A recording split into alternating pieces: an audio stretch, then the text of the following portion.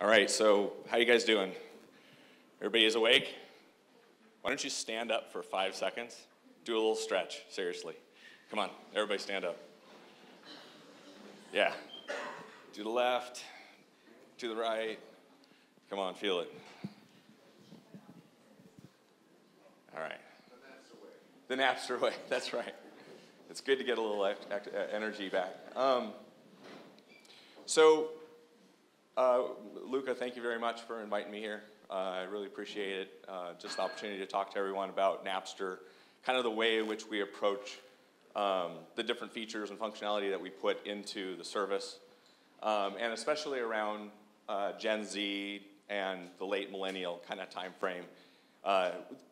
We actually go and talk to college students, people who are just out of college, to really figure out what we're going to do next in the application. And a lot of our features and functionality are directly a result of those conversations. So what I wanted to do today is kind of go through a couple things. First, just the introduction, brief history of kind of Napster, the streaming service around it, where we were even 15 years ago, how we've actually talked to people and how we have adapted our applications to work and to really work with the expectations that the late millennials and Gen Z groups kind of think about when they're using applications in general, and then how how that adapting has actually manifested itself in the application. So show some real actual examples that we've shipped and people are actually using today. So history. So a little bit of an introduction. So I'm Darryl Wood, Vice President of Engineering, and I have been working on Napster or Rhapsody. I'll use both of those kind of interchangeably, but I've been working on that since 2003. And in 2003, it was a much different world, and we've gone through many different changes over time. And so if you think about it, how many people here had CD collections, MP3 collections on hard drives? Yeah. Who here thinks they had the biggest MP3 collection on a hard drive? Yeah? How many gigs? Over 100 gigs a song. Yeah. That's a lot. Yeah. So we've seen it all, right? So we've had collections. We basically had a bunch of people who have used our applications through there, and we're working our way right through as each kind of group kind of approaches it and looks at it differently. So Napster's actually gone through many changes. It originally launched as Rhapsody, and Rhapsody was the first on-demand music service. It was in 2001. Napster was acquired by Rhapsody in 2011, and after a lot of discussions and conversations, we formally globally launched it as Napster across the world. In 2006, that's when streaming music services really came of age. It really became mainstream. We had to grow our platforms to just take care of that dynamic growth. 2008, we started seeing connected devices, all the consumer electronics that you have in the home, all the Sonoses, all of the connected speakers, everything really started in about 2008. So we had to develop APIs in order to support that. And now we're on over 400 different models in the home. And if you go to any of your consumer electronics shows or stores, and you look at the box, you'll likely see Napster or Rhapsody stickers on it. And then in 2013, we achieved full global international support. We rolled out across Europe, Latin America, and now Asia. So it's a never-ending growth, and so we're looking at how we keep going. Where are we now? We're in 35 countries worldwide. We have 50 million tracks in our global song database. We have millions of subscribers. We've had over 100 integrated partnerships into our API or using our full stack all the way up through the client through like co-branded applications and such. And we have about 90% of our usage is now on mobile, where just a decade ago, almost all of it was on the desktop. Now everything has moved to global and to portable devices, handheld. And then if you add up all the plays that we've had over our lifetime since about 2003 or 2001, it adds up to about 60 billion plays. So it's a lot of data, it's a lot of data mining, it's the use of that data really kind of also projects on what we're going to do next with our applications. All right, so I asked about CDs. If you guys still use CDs, if you still use MP3s, that's great, but you're really back in kind of 2006, and you should probably move this way. Pre-2004, 2005, it was primarily a PC desktop world. It was all about libraries. It was all about kind of playlists. It was all about ripping your content, getting it into the system. And it was, the music services back then, it was a pretty limited catalog. I think when we first acquired Rhapsody, it had around 200,000 tracks. And really it was looked at as a way to augment your existing ripped content. So everybody had these CD collections and tape collections and all that kind of stuff. It was how fast can you get that into digital form, and then how can you augment that with different tracks that might be in the service. Really, once you kind of get past 2005, 2008, you're looking at keeping that collection. You're looking at trying to transfer it securely to MP3 devices. You start to introduce the APIs in the home, like I talked about, and the catalog starts to really increase in an amazing way. Is there a question? Okay. 2009, you start to introduce mobile. We start to do our expansion into the international. And then what starts to happen, and this is where we start talking about kind of millennials and Gen Z, is you start to move from collection-based world to a recommendations and personalization-based world. People who start showing up here don't have the CD collections. People who show up here don't have all of that database of tracks that they've ripped. So we really have to start figuring out ways to get the content that they're interested in front of them. Sharing functionality increase, ripped tracks, like I said, if any, are really used to influence what the user wants to hear rather than to have that actually be the database that they listen to. And for us in Napster, what we really look forward to going past 2018 is just to continue to support all the partners that we have. We have iHeart, where we basically supply the playback for iHeart in the States, SFR, BMW, a lot of different collaborative experiences. We're looking at things like VR, live content, high-res audio, and just different voice-enabled systems and how to utilize that best. And also, we have this platform that we've built for 15 years. How can we use that beyond music? If anybody has any questions while I'm going, you're welcome to ask, and I'd be happy to go there. Just for fun, this is what Rhapsody looked like in 2005. And we drove users as fast as we could to this screen. This is their library. You could actually go through and you could, update the metadata. You could add the track number. You could change all kinds of information. But it was really a management tool. And the people who had MP3s, I had a lot of MP3s, I spent hours updating the metadata, making sure that the artists were right, and just kind of getting my collection up there. I see you laughing. Anybody who has spent hours getting your collections in order, I'm with you. I totally know. The home screen was all static. So basically, we had editorial staff that would program, and we would focus on kind of high charts information, so top tracks, top artists, top albums, genre search, those kind of things. But it really it wasn't personalized at all. If you were in LA, you saw that screen. If you were in Minnesota, you saw the same screen. And so as people played back and as we got groups and populations in different areas, that started outweighing one another, you know, this top tracks or these top tracks, they represented kind of the largest area rather than something that's personal for, you know, somebody who might be listening to something different. But anyway, all collection based. So what are we doing now, and how do we actually look at adapting the application?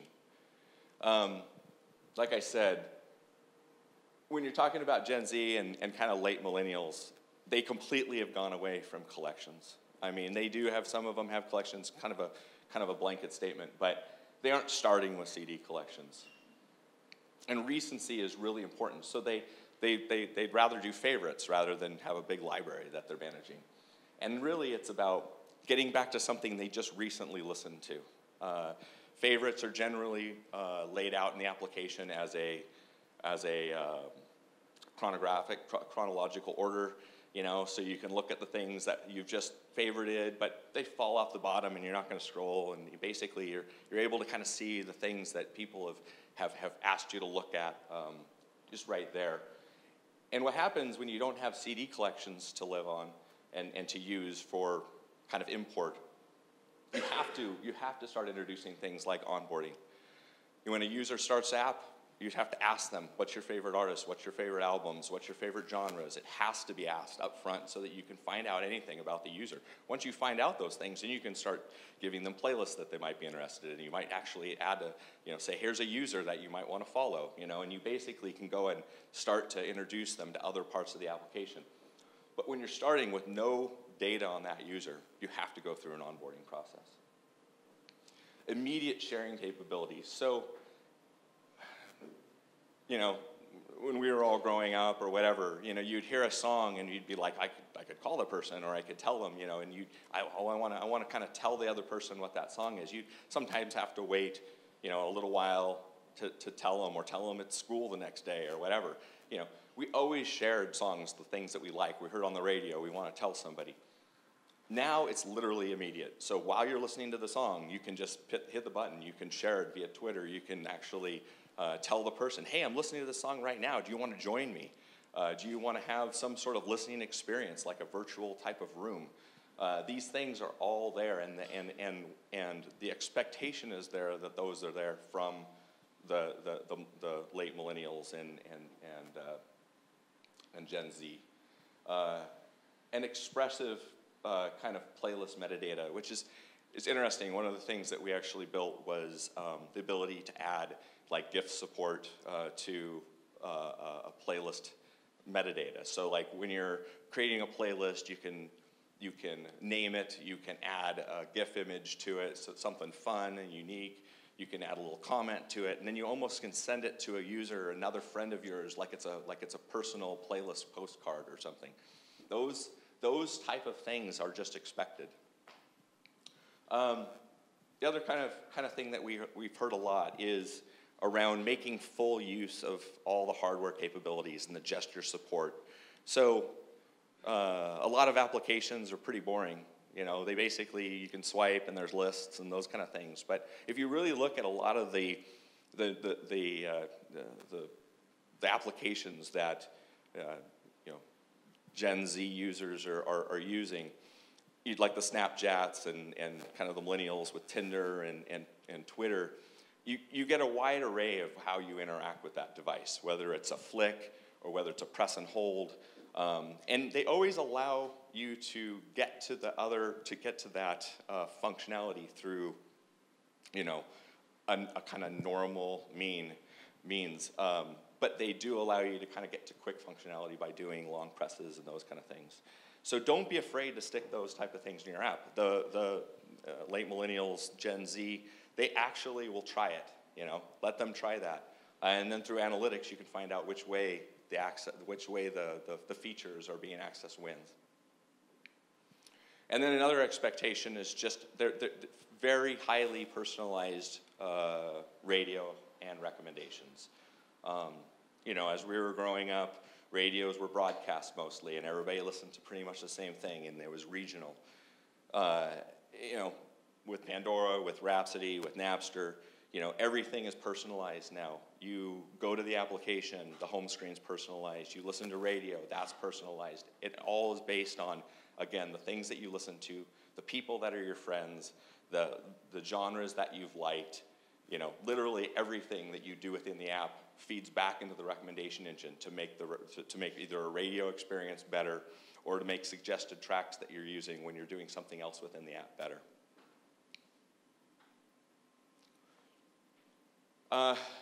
Another thing that we've played around with, which you know, when you think about searching within the service, things need to be contextual to where you are and what you're doing and everything. Like, so imagine searching for a playlist, which is, you know, tell me the most popular afternoon rainy day running playlists in Seattle. I mean, like literally, that's a search, and it might be a gloomy, up-tempo, you know, playlist, but it's going to return the most popular rainy day running playlist in Seattle. And they expect, the you know, Generation Z expects that they can do that. That if it doesn't do this, then they'll move on to a service that can provide that type of functionality. Also, by just looking at the IP where you are, we can fill a lot of that stuff in automatically. So literally, when you go and you open like a search bar, you know, we can say, hey, you're in Seattle, it's raining. What are you looking for? Are you looking for coffee? Are you looking for a running playlist? Are you looking to work out? Are you hanging out with friends? What are you doing? And then we can contextually add all the other things. They can remove them if they want, but we can contextually add all that stuff so they don't even have to think about it. Dynamic playlist based on your friend's listening history. So because I've connected with you as a friend, we probably like the same type of stuff, you know? So the playlist that my friend has found, I probably would like it, so suggest it. It's pretty simple when you think about it because we all grew up basically listening to kind of the same stuff our friends like. But when our friend finds something, they don't have to tell me. The app can just suggest it. We've also added a number of like dynamic playlists based on your listening history and stuff like that. So one of the features that we added that's been pretty successful is something called taste overlap. And I have screenshots of it a little later in the deck. But basically, if I'm connected to a friend, I can go and look at the percent of overlap between our listening experiences. So, say I am friends, you know, with Dennis, and we like kind of the same stuff, but not all the same stuff. Maybe you like a little more grunge than I like, you know. We basically might have like a 65% overlap. And then I can click a button and play a playlist that should be liked by both of us dynamically. I just start selecting different tracks that user and myself, Dennis and myself, should like. So if you're in the room with me at the same time, we hit one button and we're listening to tracks. I've kind of touched on this already, but basically services are expected now to weed out the content they shouldn't be interested in. You know, we've come a long way from the time when music services were really just encyclopedias of tracks, you know, deep catalogs, you had to go find what you're looking for. Generation Z really expects that right at the top of the screen, they should be able to click a button and just start listening. There's no search. If they want to search, they can. But it's not really at the top.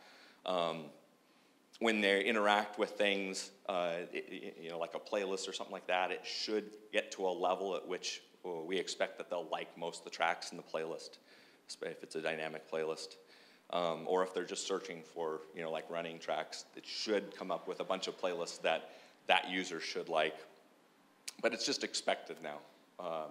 There's not as much hunting and fishing for basically those tracks that you wanted to find. And that's all about content, but there's even one thing that we've done to enhance the sound. So one thing that Gen Z users have told us is their bandwidths are constrained. You know, either their parents or whatever are paying for their data plan while they're at college, and They don't have the data plans to be able to get to the higher end music sizes, you know, like a 320K file. So they need to stick with a 64K file to stream. Well, we've introduced things that basically can enhance the audio output, a very highly tuned equalizer, essentially, if you will, called earprint, that enhances the sound quality of 64K files just for that type of scenario. And this is all directly from talking with like I said, college students and people who are just out of college. As kind of an example, back in 2012, this is our Android app. You see basically new releases are up here, and these new releases were programmed, but they were static for all people. If I was somewhere and somebody else was somewhere, we saw the same exact list.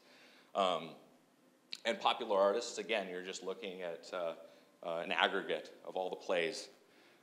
We've gone to something much more refreshing, not only, but like very highly personalized. There's day parts, so if you listen to something on Tuesday at 6 p.m., you're likely to kind of want to listen to it again at Tuesday at 6 p.m. There's a good chance, so we'll put it up here.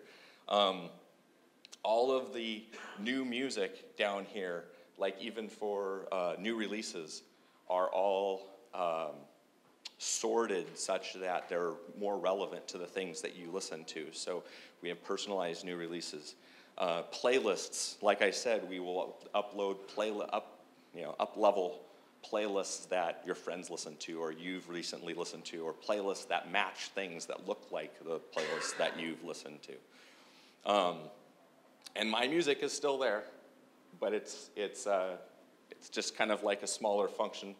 So you can still get to your collection, you still can get to your playlists, but it definitely takes a smaller seat to the other things.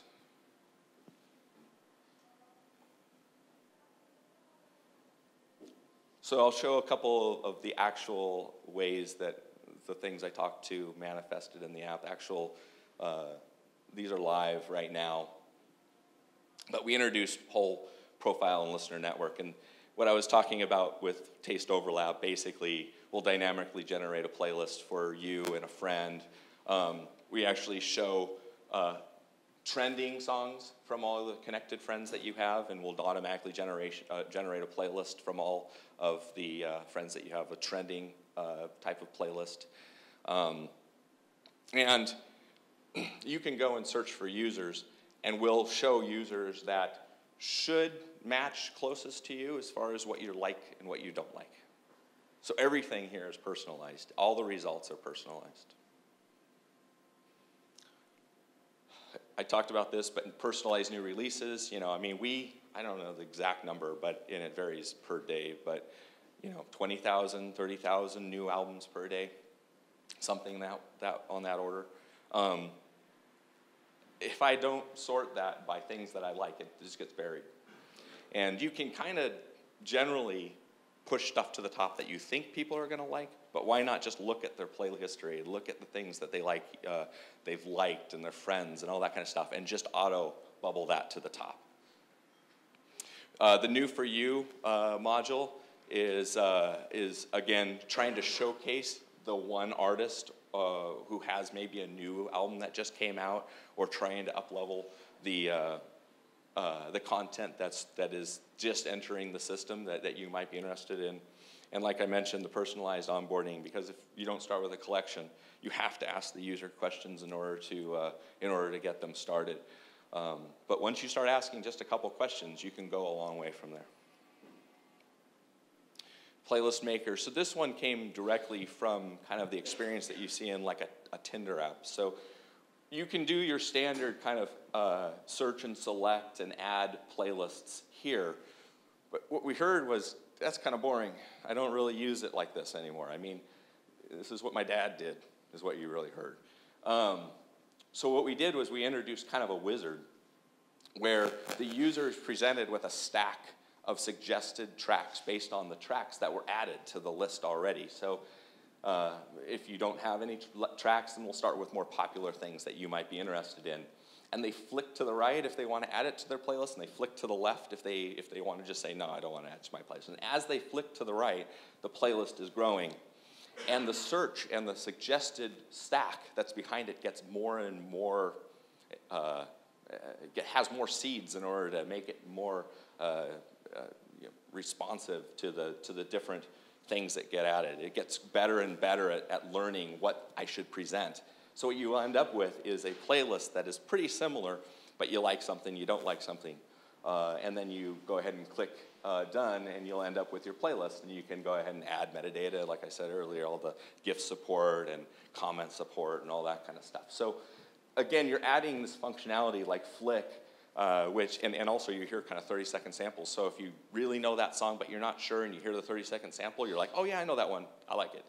And it has to be super fast. It has to be like right there on the, you have to preload all the content. You have to have things ready to go. So as the stack's coming up, it's like flick, flick, flick, nope, nope, flick, flick.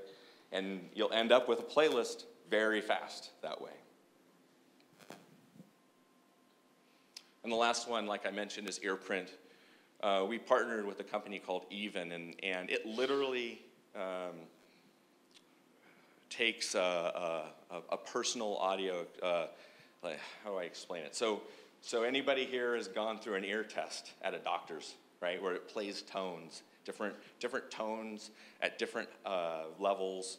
So you plug in your headset, you listen, you hit the button, and what happens is it will say, do you hear this? Do you hear this? And it will play it in the left and the right. And it takes 2 minutes, 3 minutes. And when you're done, you have literally a mapping of what your left and your right ears can hear, because we're not all, perfect on both sides. Maybe your left ear is a little worse than your right ear, or you can hear high ranges in your left but not in your right. It'll dynamically change that, left and right equalizer such that you can use, 64K files, much lower bitrate type files, and make them sound much more toneful in your hearing. And this is something that not only kind of older generations and such really kind of like, but the younger generations really like it because of, again, the bandwidth savings. I think that's it. So this is,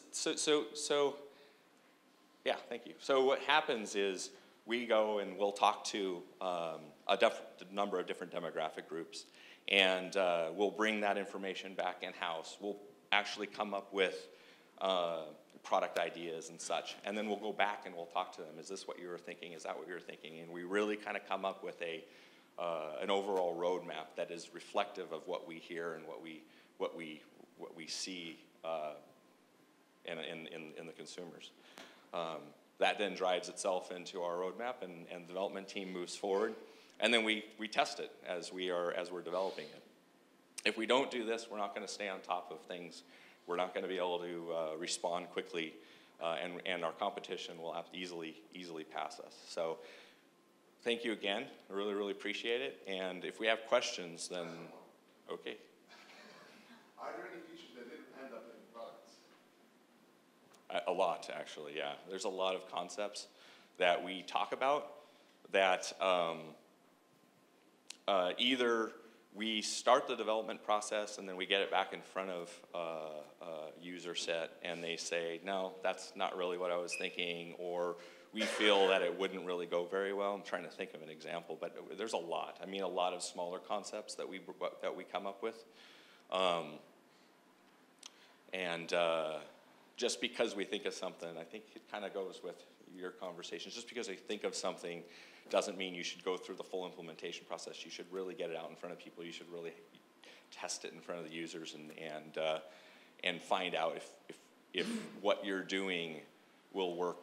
I'll think about it, but I'll come up with one. Yeah.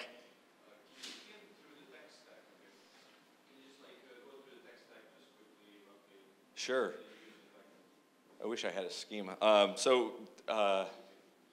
We support pretty much all OSs. So you have iOS, Android. We used to. You want to go further? Okay. Well, we have database architecture. We have, I'm trying to think of what you want, but we have database architecture has used. Yeah, we use Elasticsearch for our search engine. All of our user databases are Oracle.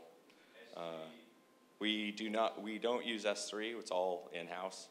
It's all of our colo up in Seattle. And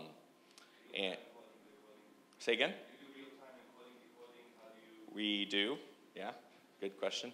So one thing that happens when you have 50 million tracks is, you can't just go and pre-encode all of those tracks. So what you do is you pre-encode the ones that you think are going to be most popular, and you real-time encode the things that are less popular. Why Oracle? It's more or less legacy. We had it when we were using it in the early and mid 2000s. We are looking at other options and evaluating all the time. Huh? Do you have clusters? How do you manage your clusters? Clusters. Well, I'm really not my area. I'm more on the client side, but I could follow up with you. Do you use OpenStack? I don't think so. No. Okay. Good questions. I have a peer of mine also. His name is Hang. He's still in Seattle, but he oversees all of the infrastructure, and I'm more on the client side and the API. Where do you stand in terms of the competition? Because I know one was quite surprised when I heard Napster is coming. I didn't know it actually existed. It exists. I can see that, but I'm surprised because here in Croatia we don't have it. Yeah. Which is a shame because you're more here than in Seattle and we don't have it. Yeah, I know. Luca reminds me of that all the time. So one thing about Napster's strategy is that we are in 35 countries, but we didn't just go and kind of go in every country. We could come to Croatia. There's a cost associated with each region that you open up. So what we've done is essentially partnered with either a carrier or a relatively major partner, and once you kind of partner with them and you can kind of do co-marketing and such, then you can start to bring that into regions. We haven't found somebody in Croatia that would kind of get to that level where it makes sense for us to come here. But we are watching it. We're always kind of watching, and our business development teams and our marketing teams are always kind of keeping an eye out for partners that might take us here. Because you mentioned some of the features that I'm missing from the other platforms, so I wonder where you stand with the competition in your market. Yeah. There's no question that competition is pretty stiff in the music streaming industry. You have the big three that have kind of come in, which is Amazon, Spotify, and Apple. And so we have kind of stayed in that. Our primary kind of objectives were always kind of B2C kind of customers. We were acquiring customers and those kind of things. We do focus a lot of our attention on partnerships now. So again, supporting like a telco with a music service or a music solution that they might be able to add to a billing or like either a bolt-on or a bundled type of relationship. So when you're buying a plan at like T-Mobile, they'll say, "Hey, do you want music with that?" And we would be supplying that. Something that T-Mobile doesn't want to get involved with trying to build a whole stack and deal with the label relationships and all that and the reporting. And we can just bring that to the table very quickly. So a lot of our strategy going forward will end up being more and more of these partnerships where either we use our full stack and we co-brand the client at the top and we become kind of a sub-brand on that, or we let them have access directly to our API and we say, look, if you think you have the development staff to go ahead and implement playback right into your application, we're okay with that. We still need the branding in there somewhere, but but you can have access right into our API. Mm-hmm. First of all, thank you. This is a very nostalgic presentation for me. Yes, I had to admit LimeWire and Napster at the same time. Yeah. With 56K modem, you had to wait for 45 minutes with the bar to 99%. Yeah. And it wouldn't work, so. I see a lot of people smiling. I think there's a lot of people who remember those days. Yeah, well, but when you talked about swiping, I already got a very ADHD because I'm generation millennial, 86, so Yeah. that's my year. I was thinking about the analytics side. What are the differences between our generation, which were more deliberate and more patient, Mm-hmm. and more, I would say, obsessive, playlists, searches, and stuff like that, Mm-hmm. and this generation who's all about swiping right, left, up, down, I don't know. So if you could share with me. A little differences between millennials and Gen Z, basically. Not millennials, 86 is our. 86 is slightly earlier than that. Yeah. Again, I mean, you kind of opened with it. You were really based on collections and the management of those collections, and a lot of the applications that we built at the time, reflected that. You know, they were tools, and they made, you know, using LimeWire easier, because you would basically download from LimeWire, you would import it into a tool like either a Windows Media Player or a Rhapsody or a Real Player, and then you'd use that tool to manage it. You would update all the metadata. You would arrange by artist and album, and you would make sure everything was okay. And then we would take that and we would go ahead and try and get it to outside things like devices or CDs and stuff like that. So the difference is very much kind of like what I went over.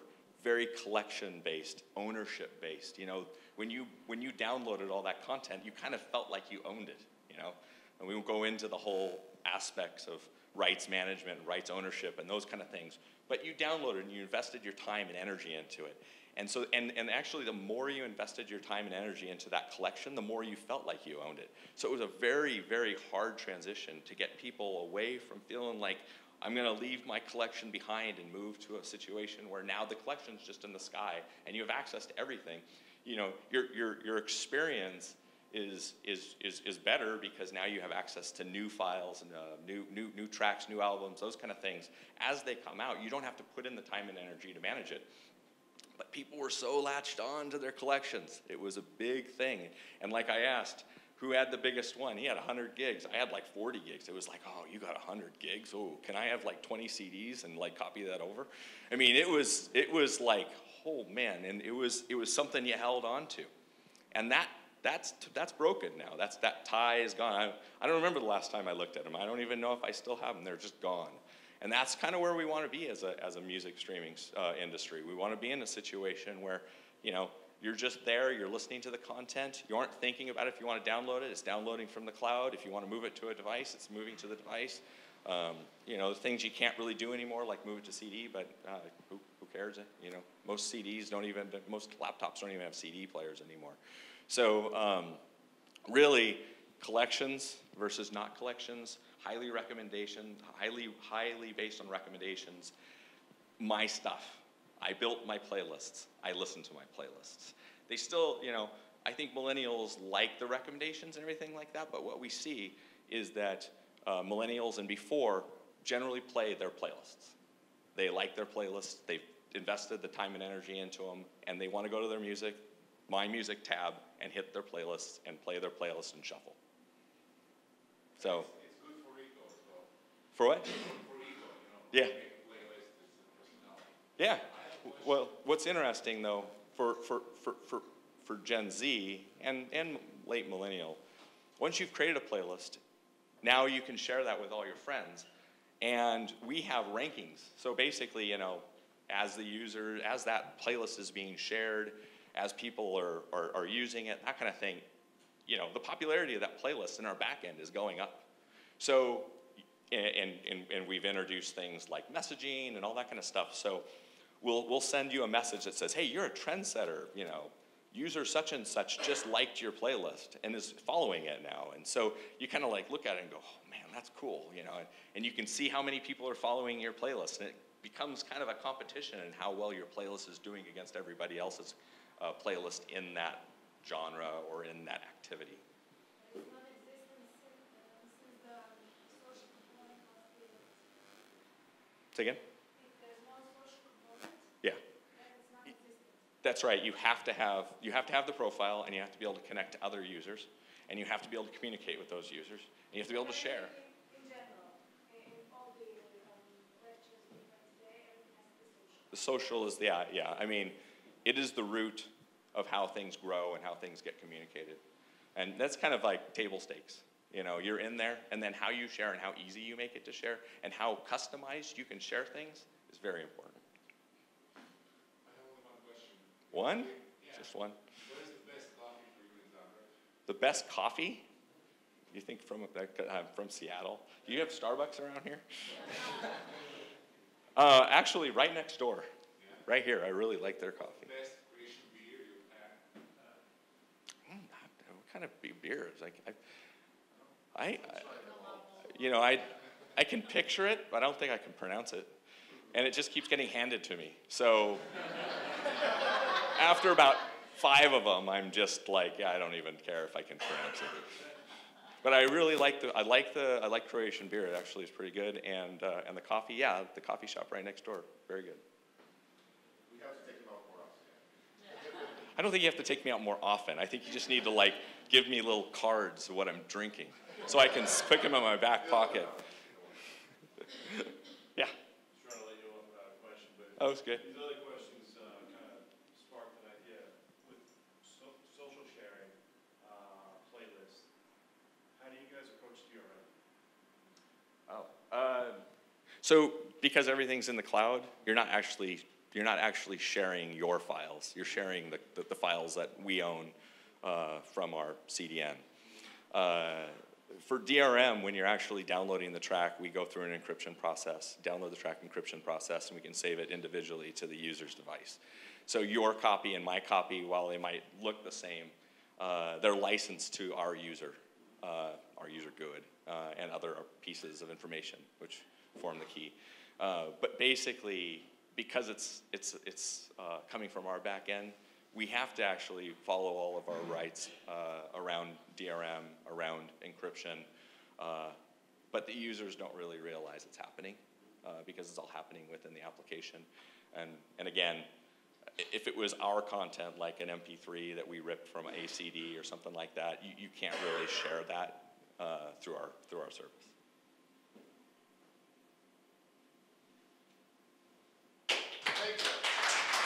Thank you.